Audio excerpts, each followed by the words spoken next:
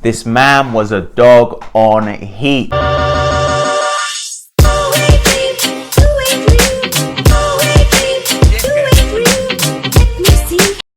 Good morning, everyone. I'm Trey with the First Date Fix, and today we're going to be talking about why people are hooking up.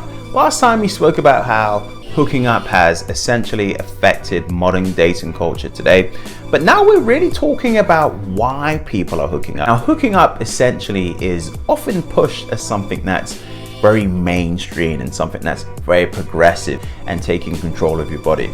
But the ironic thing is that hooking up has become so mainstream, it would almost be more progressive if you didn't actually err on the side of consistently hooking up and being a part of the hookup culture, which is something I always find very ironic.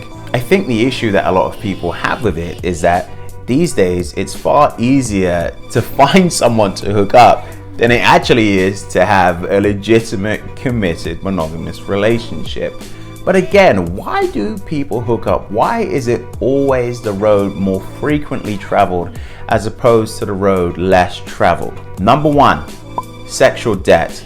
Now, what is sexual debt, you ask? Essentially, it's when someone has been in a 10-year relationship, when someone's been married, or when someone didn't really find out how to maximize their social EQ until a later age, therefore they became more charming and they were able to have a bit more sexual encounters. They range from divorcees in their 30s who got married when they were 18, 19, 20, divorcees in their 40s, again, people who are 10, 15-year relationships and really haven't had any more than 1 to 3 sexual partners. What happens is that there's a trigger that kind of goes off in their head.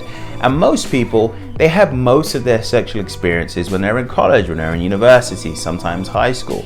But when those people have essentially been deprived of those experiences, when they go through divorce, when they leave a 10-year plus relationship, they are trying to make up for all the sexual debt that they had throughout most of their life, when most of us were having those experiences and really trying to find out who we are. I'll never forget when we had gone on this business trip to Las Vegas, and I had a friend called Steve, and he was recently divorced. He got married around, I think, 20 years old.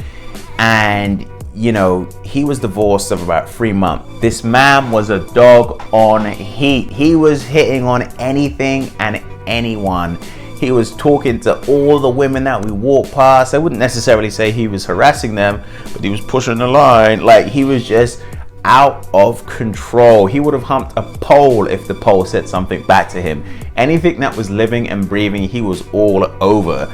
And I remember thinking, damn, act like he's spoken to a woman before. Like, what the hell? He was outrageous. And months after months at work, he'd be telling me about this hookup and that hookup because he never really had done it before. A large majority of people in college, and they're in their very early 20s, they're hooking up a lot because it's just something they've never really done before. They're exploring themselves, they're finding themselves out.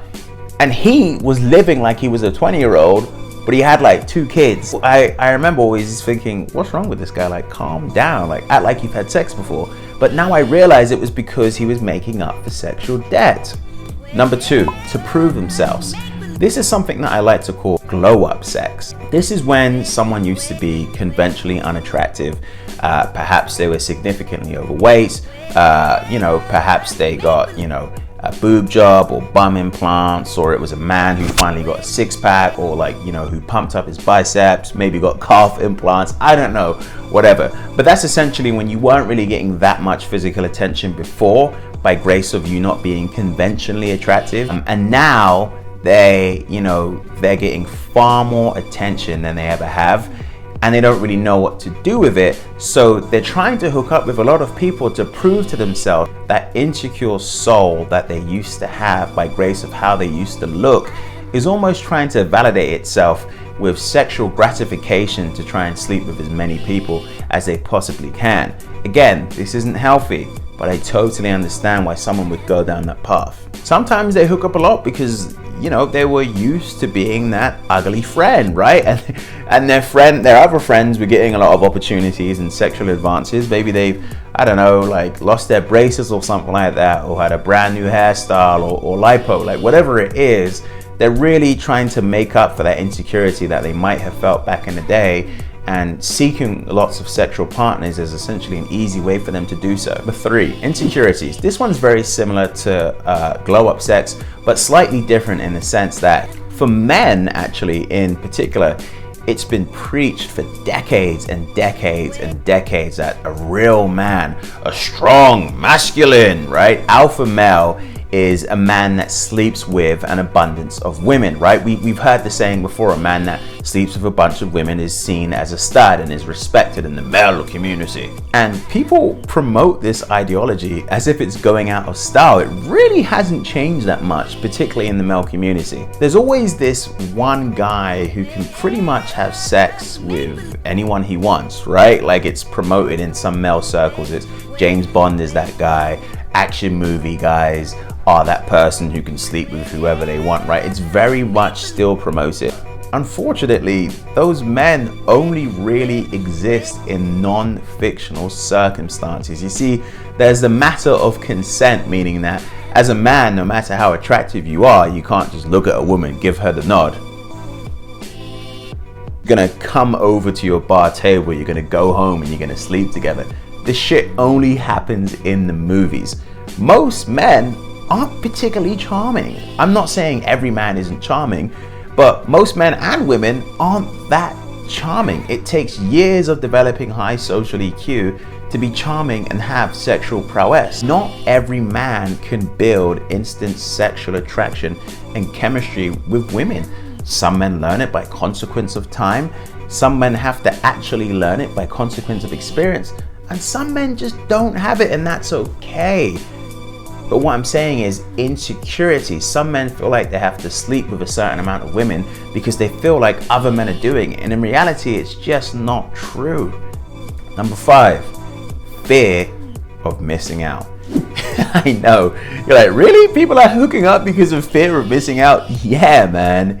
Yeah. Could you imagine being that person who has been exclusively just sleeping with that one man or one woman for the last 10 years, and in the last 3 years all of your friends are talking about girls' nights, they're talking about guys' nights and hooking up with this person and that person? Some people legitimately hook up, they legitimately break up with a good thing that they've had for such a long time because they feel like they want to go out there and have multiple sexual experiences. Everyone's doing it these days, why can't I?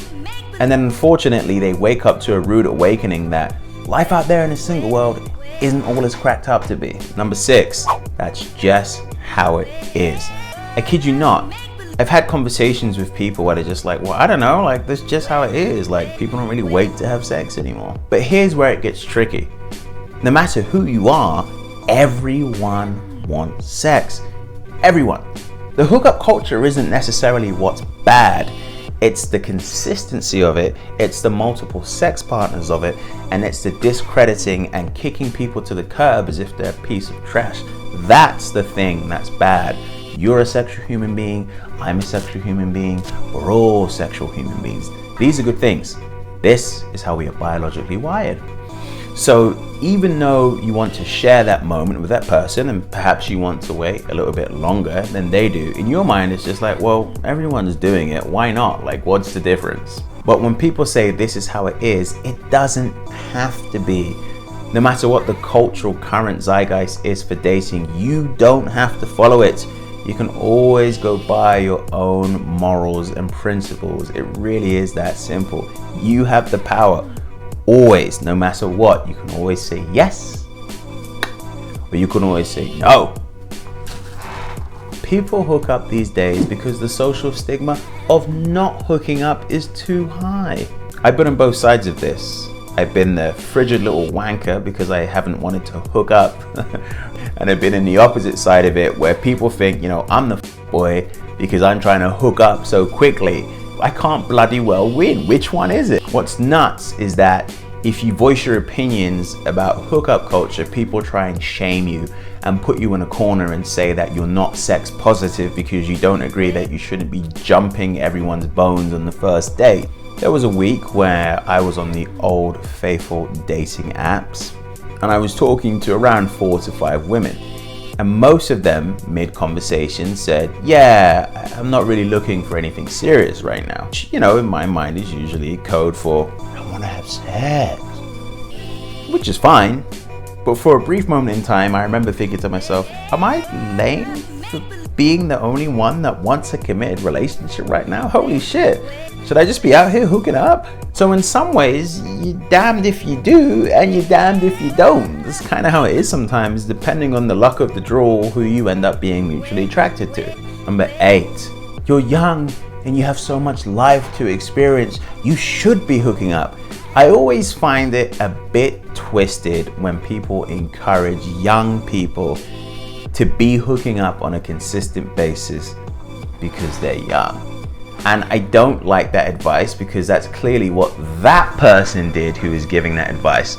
Look at their life as to where they are right now before you start taking any advice from someone encouraging you to hook up. I always say you can hook up and you don't have to hook up. There is no pre-prescribed thing you should do because of how old you are. But in the end, what happens to the car that has 300,000 plus miles? It gets sold to the lowest bidder.